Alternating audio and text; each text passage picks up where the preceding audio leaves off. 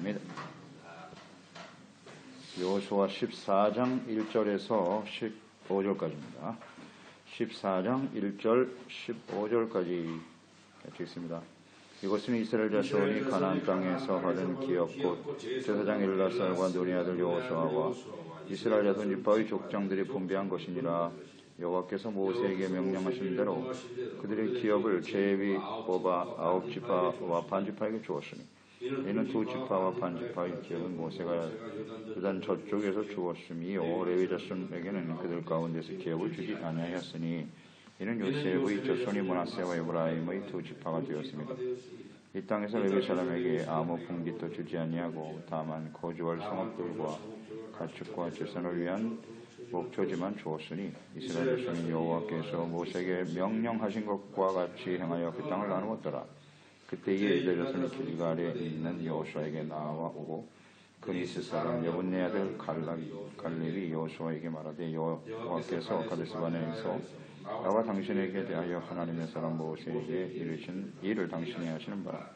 내 나이 40세 여호와의 종 모세가 가데스바네에서 나를 보내어 이 땅을 정탐하게 하였으므로 내가 성실한 마음으로 그에게 보고하였고 나와 함께 올라갔던 내 형제들은 백성의 감동을 높게 하였으나 나는 내 하나님 여호와께 충성하였으므로 그날에 모세가 맹세하여 이르되 내가 내 하나님 여호와께 충성하였은즉 내 발로 밟는 땅은 영원히 너와 내 자손의 기업이 되리라 하였나이다. 이제 보소서 여호와께서 이 말씀을 모세에게 이르신 때로부터 이스라엘이 광야에서 방황한 이 45년 동안을 여호와께서 말씀하신 대로 나를 생존하게 하셨나이다. 오늘 85세로 돼 모세가 나를 보내던 날과 같이 오늘도 내가 여전히 강건하니 내 힘이 그때나 지금이나 같아서 싸움에나 출입에 감당할 수 있으니 내래 여호와께서 말씀하신 이 산지를 지금 내게 주소서.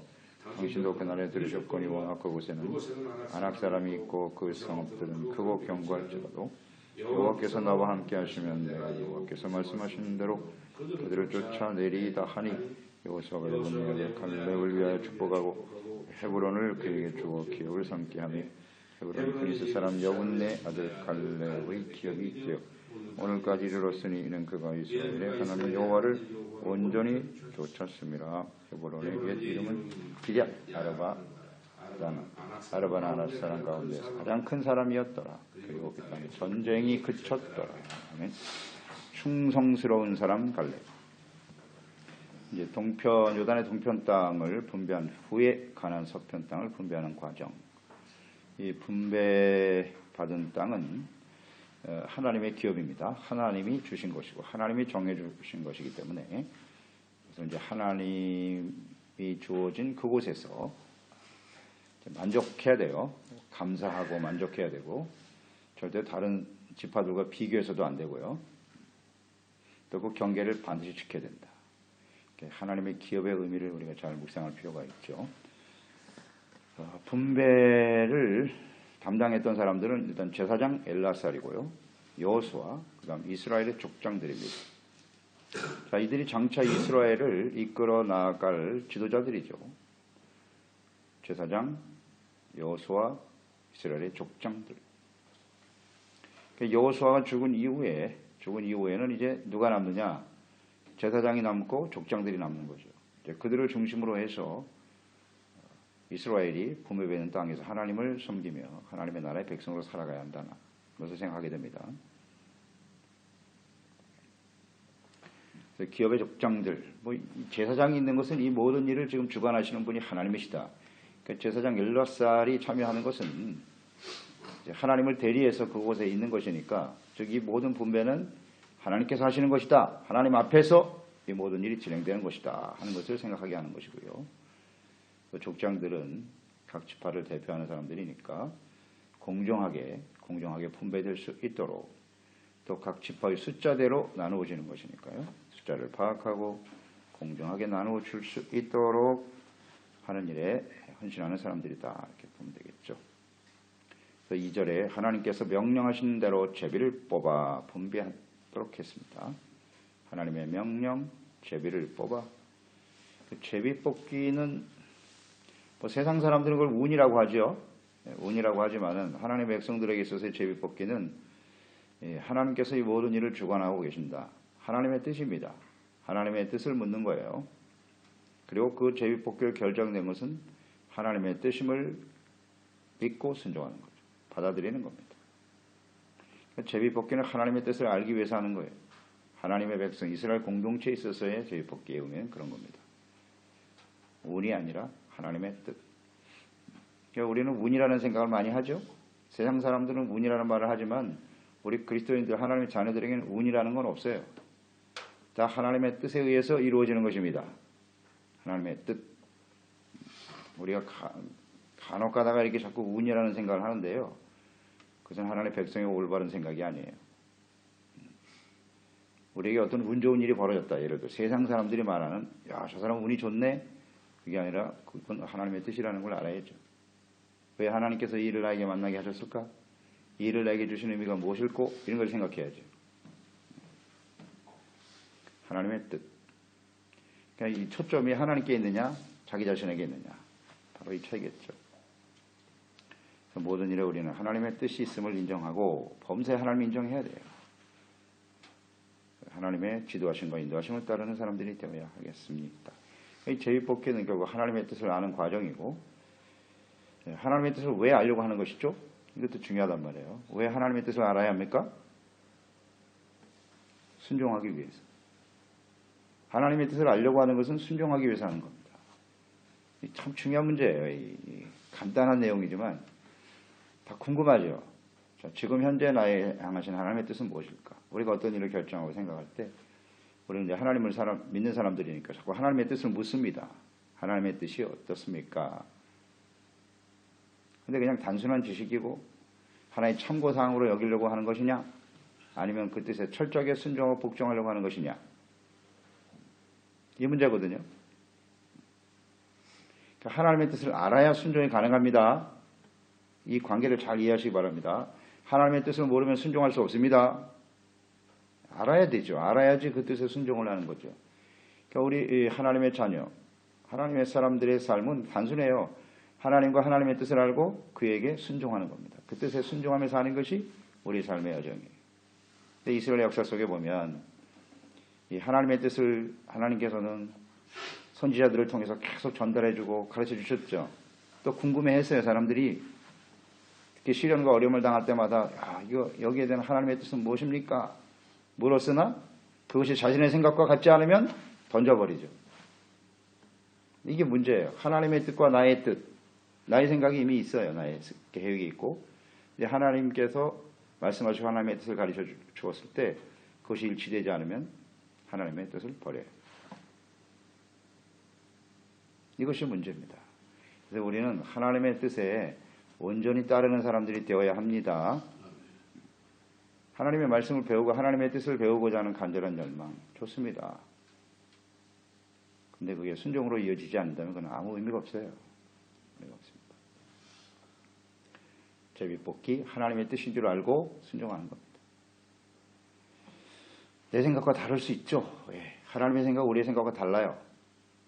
하늘이 땅보다 높은 같이 분명 하나님께서 우리와 생각이 다르다고 더 크시고. 자, 우리는 잘 순종하고 있나요? 나중에는 이 순종하려고 하는 의도가 없기 때문에 하나님의 말씀 자체를 듣지 않으려고 하는 거죠. 이제. 하나님의 뜻을 알면 자꾸 혼란스럽잖아요. 내 생각은 이런데 하나님의 말씀을 들으면 자꾸 이것 때문에 혼란스럽잖아요. 갈등이 생기고 양심이 찔리고 그러니까 아예 하나님의 뜻을 무시해버리는 거예요. 듣질 않아 그 다음부터는. 그리고 자신의 뜻이 곧 하나님의 뜻인 양 착각하면서 하는 거죠. 굉장히 위험하죠. 위험합니다. 우리는 언제든지 하나님 말씀 앞에서 우리의 뜻과 생각을 쳐서 복종시키는 사람들이 되어야 하겠습니다. 이게 훈련이에요. 천국 가는 그 순간까지 우리의 인생의 여정에 계속되는 일입니다. 이게. 한순간으로 끝날 일이 아니에요. 우리의 뜻이 강하거든요.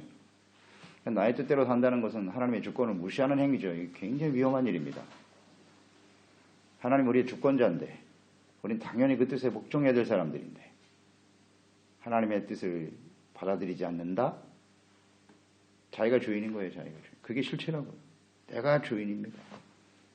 하나님은 그저 내가 생각하고 내가 의도하는 대로 따라오시기만 하면 됩니다. 아직도 이걸 포기하지 못하고 있어요. 참 안타까운 일입니다.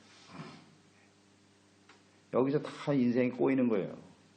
하나님은 절대로 우리의 의도대로 끌려다니시는 분이 아닙니다. 절대로요.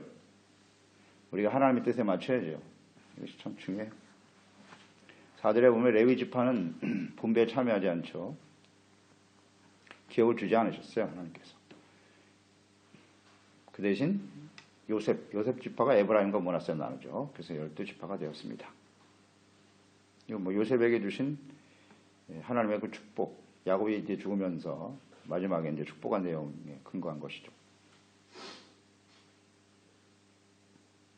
그래서 레위 지파에게는 거할 성읍과 가축을 먹일 수 있는 목축지, 들이죠.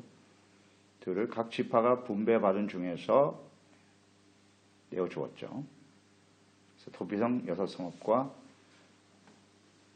그들이 거할 수 있는 48성읍 목축지를 받게 됩니다. 특히 레위인들이 이제 동서에 이렇게 나누어서 흩어져 살았단 말이에요. 이제 일단 도피성의 의미가 있죠.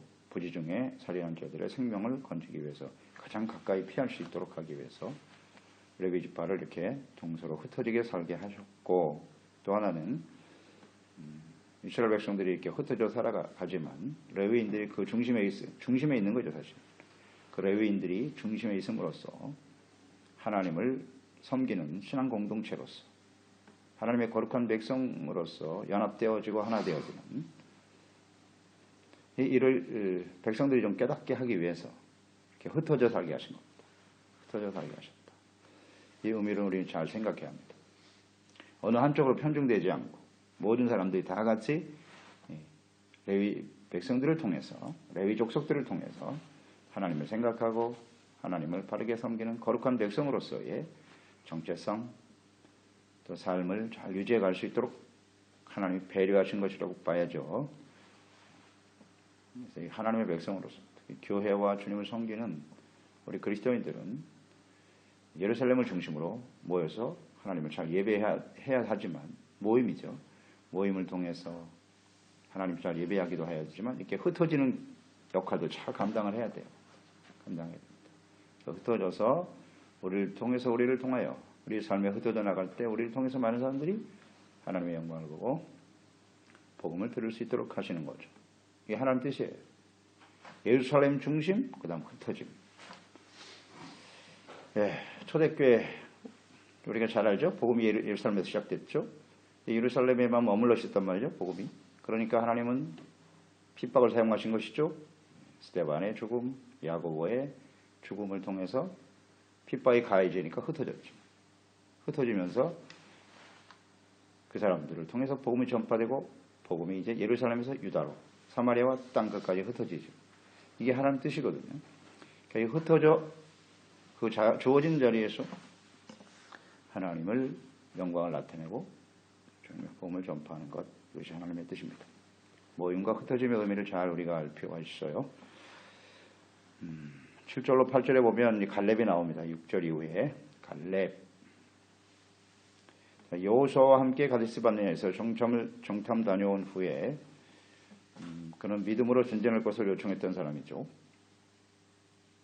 그가 회고하기를 자기는 성실한 마음으로 하나님께 보고했다. 성실한 마음이라고 말씀하고 있네요. 성실한 마음으로 보고했었다. 45년 전에. 성실하다. 그러니까 이 갈렙의 특성은 성실이에요. 성실한 사람이었다. 그 말과 행동이 일치했다는 겁니다.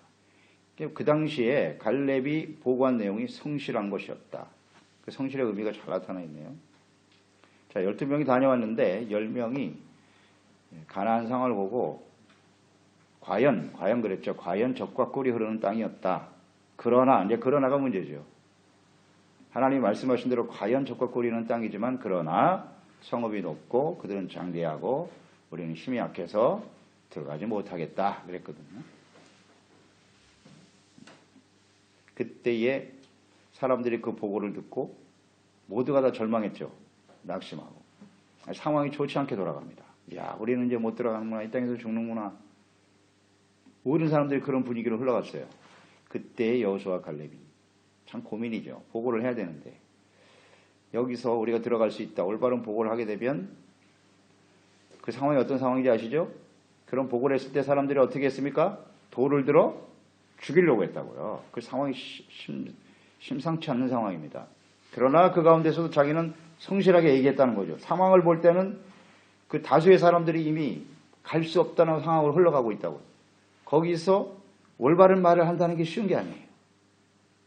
쉬운 게 아닙니다. 그렇지만 성실하게 자기의 마음에 있는 그대로 하나님께서 주신 약속의 말씀을 근거로 하여 그들은 우리의 밥이다. 우린 반드시 들어갈 수 있어. 라고 선포했죠. 이런 게 성실입니다. 어떤 상황이 벌어져도 그것이 나에게 불이익이 다가오죠. 옳은 말을 하고 내가 그런 행동을 함으로써 나에게 불이익이 다가오고 손해가 다가오고 생명의 위협까지 느껴지는 상황이 벌어질지라도 말과 행동이 일치하는 사람. 이게 성실이에요. 성실. 그러니까 갈렙은 그런 사람이에요. 상황에 따라서 이리저리 움직이는 사람이 아니라 말과 행동이 바뀌는 사람이 아니라 죽음 앞에서도. 그러니까 갈렙과 여호수아 하나님 이런 사람을 귀하게 여기시잖아요. 하나님의 말씀을 지키고 하나님의 뜻을 증거하는 일을 위해서 목숨이라도 내놓을 수 있는 이런 게 성실이구나. 그러니까 이 성실한 마음이 참 쉬운 게 아니에요. 성실은 어떤 상황에서도 전혀 변하지 않는 거예요. 성실.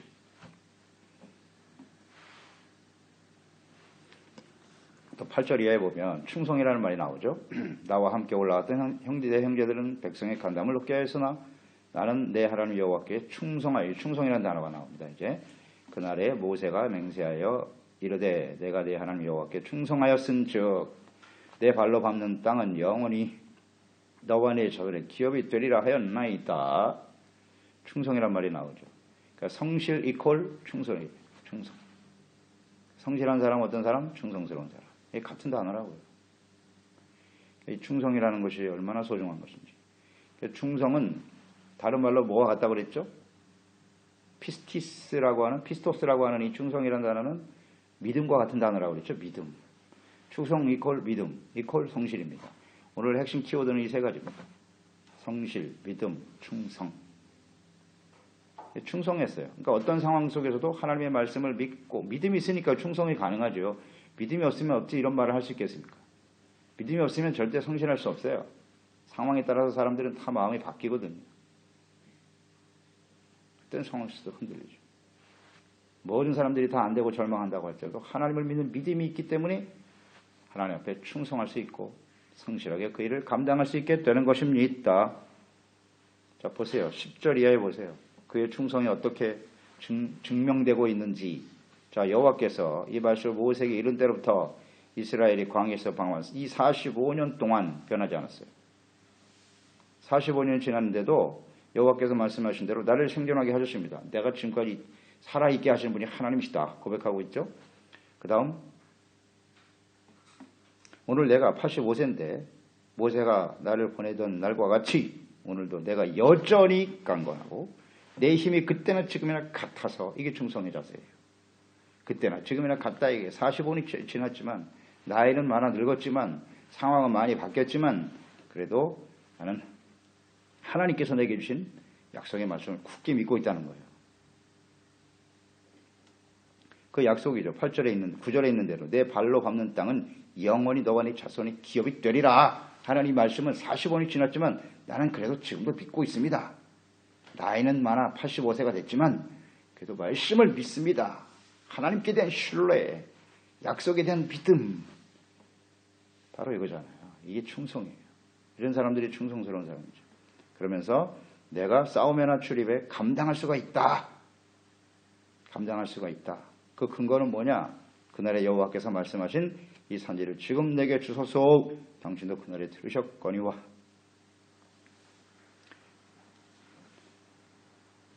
여호와께서 말씀하신 대로 그들을 쫓아내리이다.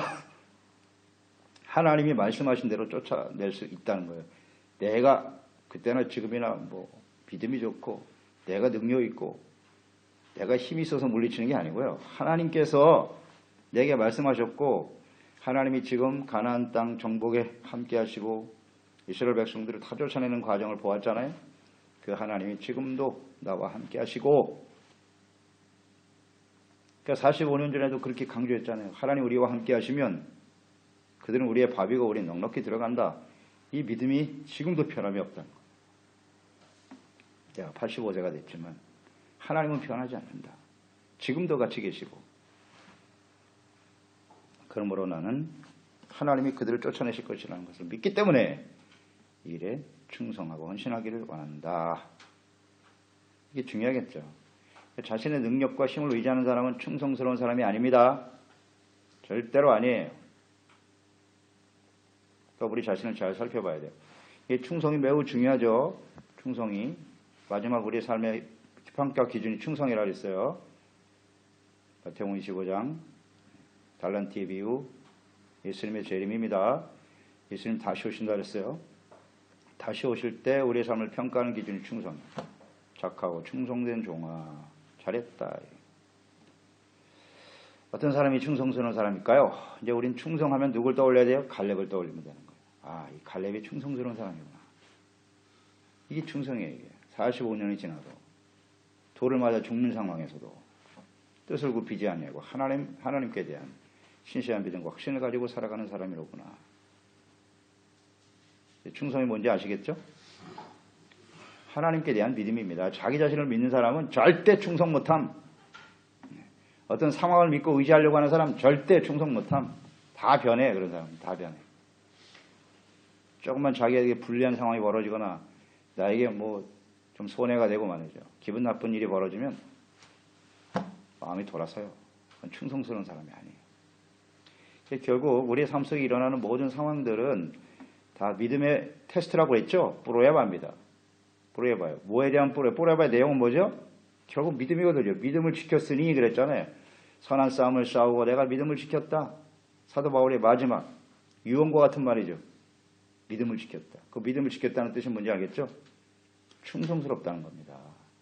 하나님이 나에게 주신 말씀, 주님이 나와 함께 하셔서 내게 주신 사명에 나는 최선을 다하며 성실하게 달려왔다는 거예요. 성실, 믿음, 충성 같은 단어예요. 처음과 끝이 같아야 돼. 그런 사람들이 하나님 앞에서 상급을 받는 겁니다. 아멘. 중요합니다. 달란트, 한 달란트, 두 달란트, 다섯 달란트, 두 달란트, 다섯 달란트는 전부 충성이에요. 얼마나 많이 남겨내가 중요한 게 아니에요. 충성을 보시는 거예요. 충성스러운 사람들은 어떻게 됐어요? 하늘의 기쁨에 참여했어요. 그런데 한 달란트, 충성하지 못한 사람은 어떻게 됐죠? 버려졌습니다. 여러분 이거 쉽게 생각하면 안 됩니다. 쉽게 생각할 일이 아닙니다, 여러분. 어떤 사람이 천국에 들어가겠느냐? 충성스러운 사람이 들어가는 거예요. 여호수아 갈렙 보세요. 두 사람만 들어갔잖아요. 나머지는 다 죽었다니까. 이 의미를 쉽게 생각하면 안 돼요. 예수님의 은혜요. 그 사람들이 구원받지 못했나? 다 출애굽에서 나왔습니다. 홍해를 건넜어요. 만나를 내려주신 걸 똑같이 먹었다고요. 광야 교회의 성도들이에요, 다. 근데 그들이 죽었어요. 참 심각하게 생각해야 될 문제입니다, 여러분. 그만큼 충성이라는 게 얼마나 중요한지 알겠죠? 여호수아 갈렙이 왜 살아남았는가? 어떻게 살아남을 수 있었는가? 충성스러운 사람들이었기 때문에.